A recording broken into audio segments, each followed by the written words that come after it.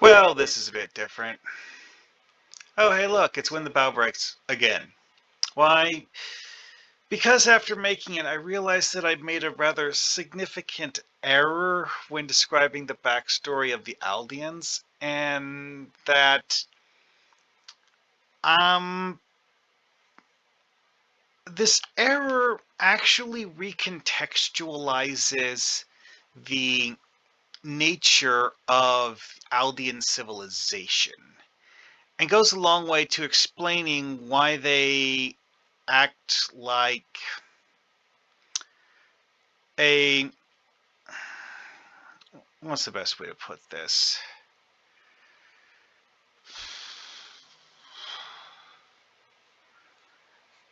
Group of pets, honestly. Yeah, I know. That's a lot of not particularly praiseworthy, shall we say. So, why is that? Okay, well, when the Enterprise comes to the Epsilon Minus system, because the Aldean planet had been detected and makes contact with them, the Aldeans, while they were talking to the people in the Enterprise about their backstory and homeworld and all that fun stuff, they made several rather significant mentions that are one-liners that are easy to miss and easily forgotten as well.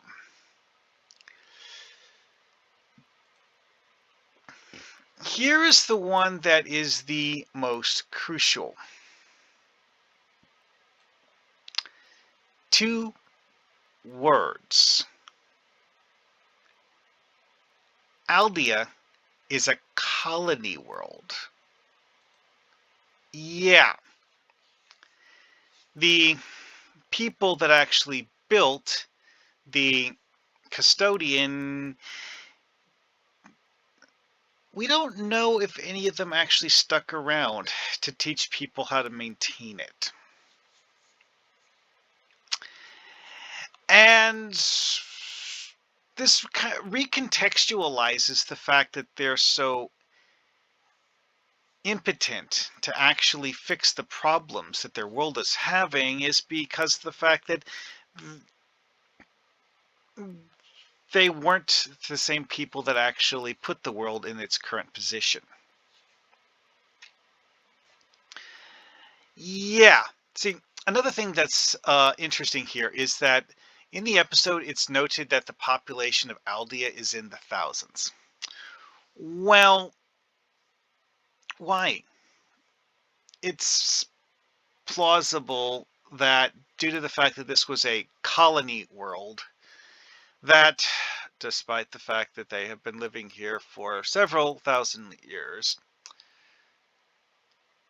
we don't know how many, despite the fact that they've been living here for thousands of years, it's possible that that their population just didn't grow that much. So that when their people started dying off, they didn't have millions or billions die off before they decided to force the Federation to help them. It's possible that the Aldean colonists actually haven't been dying off at a significant rate. Now, this of course makes you wonder, it's like, why on earth would the Aldeans have such a low population? One thing TNG tinkered with is the idea of civilizations being managed in a way that is akin to, well, okay, in this one, in the previous video I mentioned that one of the things that the Custodian did was tell Aldeans what to do as a career. Like, seriously. And this gives me an interesting thought. is that, one, the Aldeans who live here don't have the ability to build another custodian. And we don't know for certain if the custodian's services would be able to stretch more than a few miles. We don't know. Maybe. Maybe not. Again, I don't know. So, like here, well, it notes here that the Aldeans don't know how the system works or how to maintain it, and it's slowly degrading and no longer working properly and irradiating the planet. Well,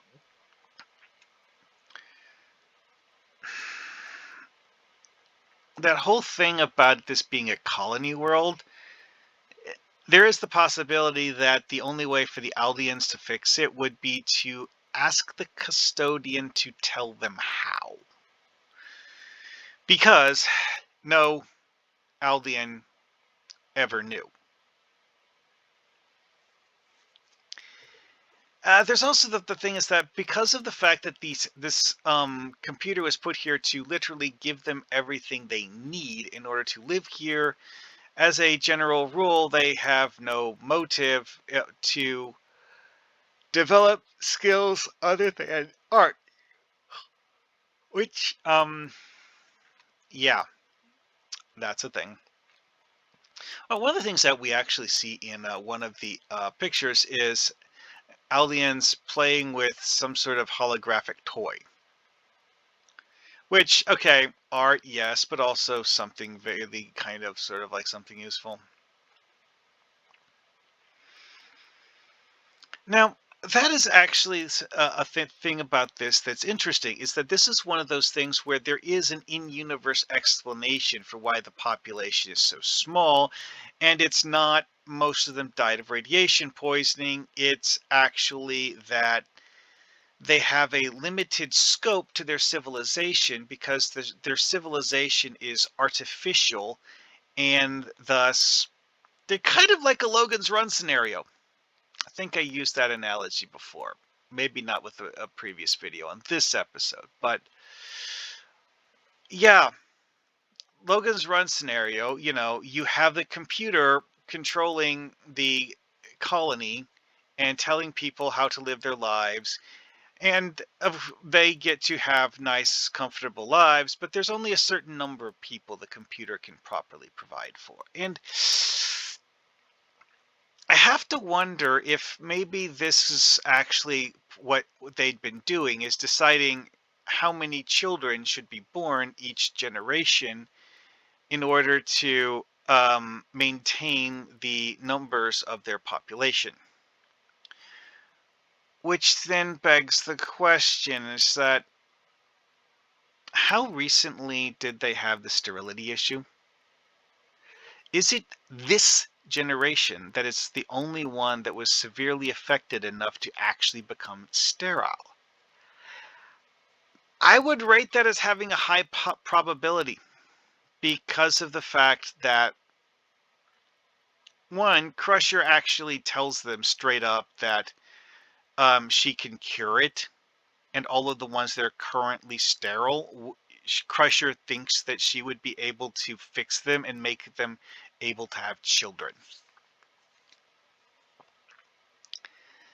So the whole thing that the population is unable to have children, it could be that the current generation is the only one to have had that issue at all, or at least to a significant enough degree that they felt the need to look for outside help.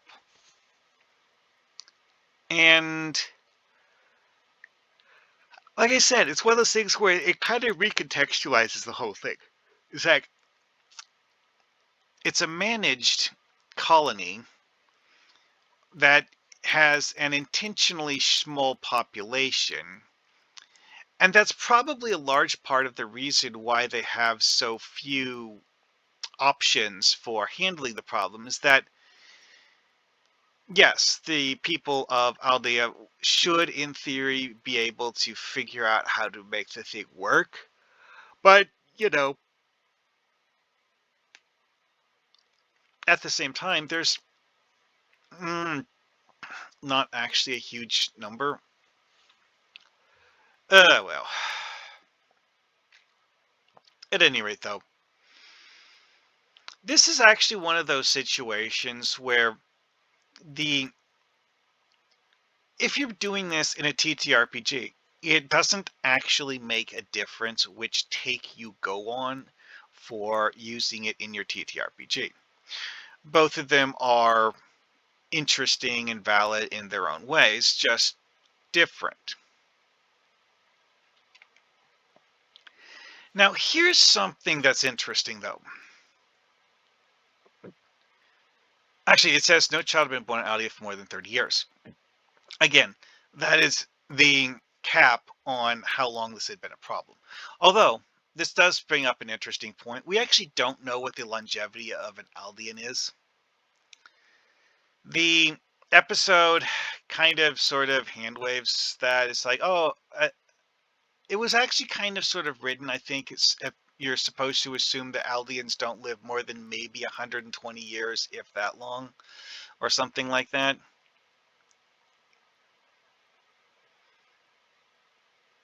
Now, one of the things that's interesting here, though, is that the episode makes this thing about the culture having this weird principle to it, and what's allowed their civilization to ascend to such incredible heights. And like, wait, no.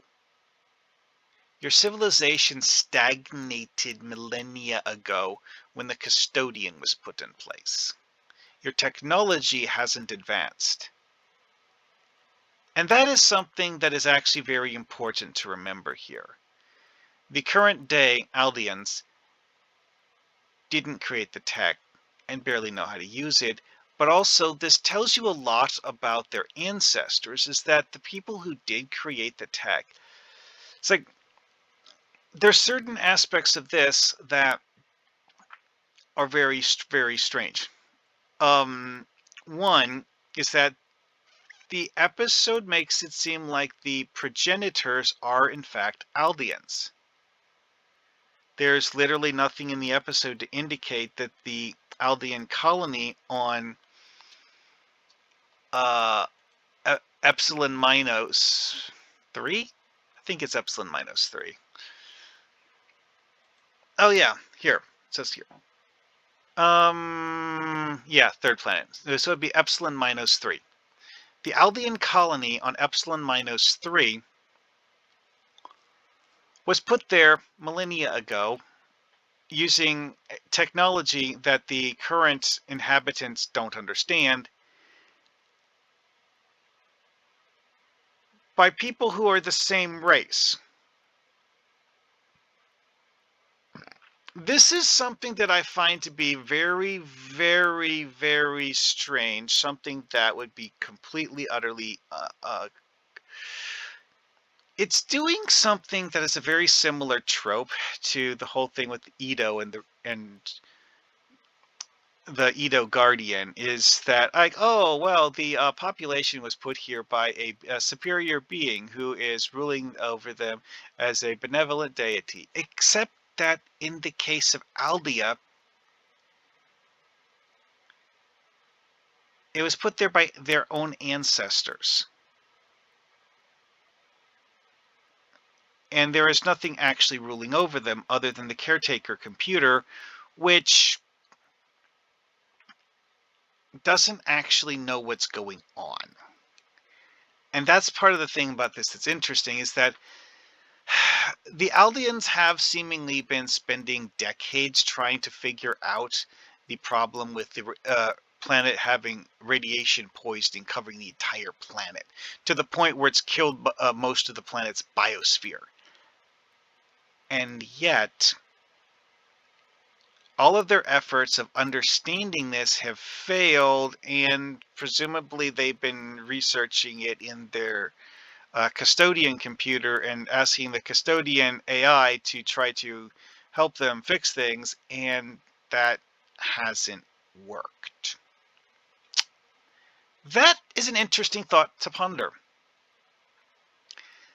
I personally suspect that this means that the people who put it there Why would they have them cloak the planet when they put it there?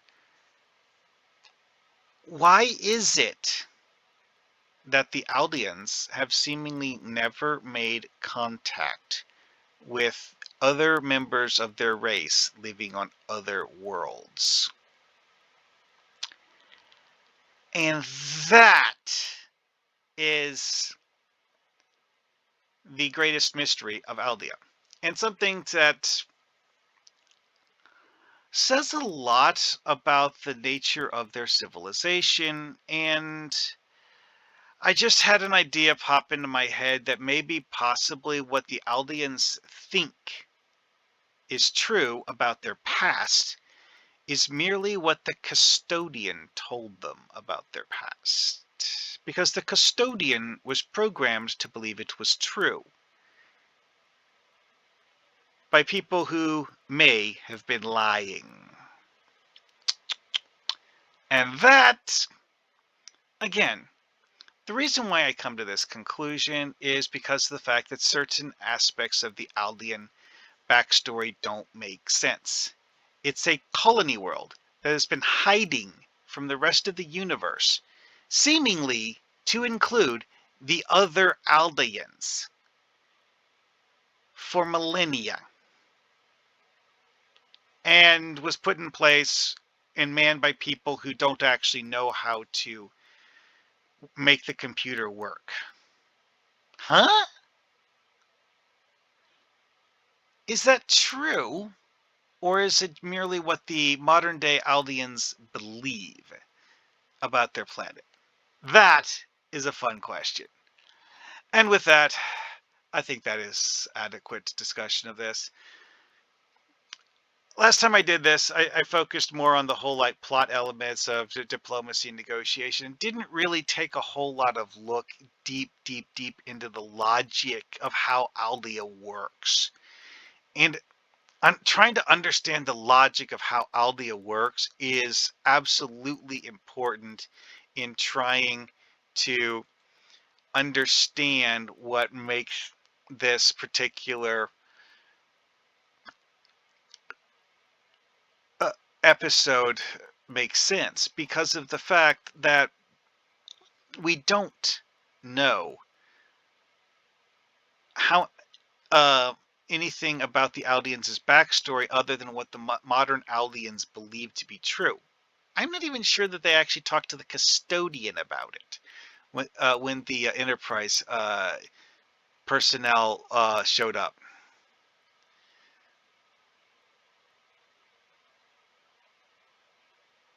Anyway, though. Oh yeah, also the Custodian does an access control database, and because of the fact that they have high-tech doors, um, the Custodian controls who is allowed to open which doors in the facility. So it actually gave Wesley Crusher the authority to open certain doors that other people who were foreigners would not be able to open it. Which, again, it says a lot about how much control the Custodian has over the Aldeans. It's not something that the Aldeans use. It's something that guides them. And with that, I will end. See you guys next time.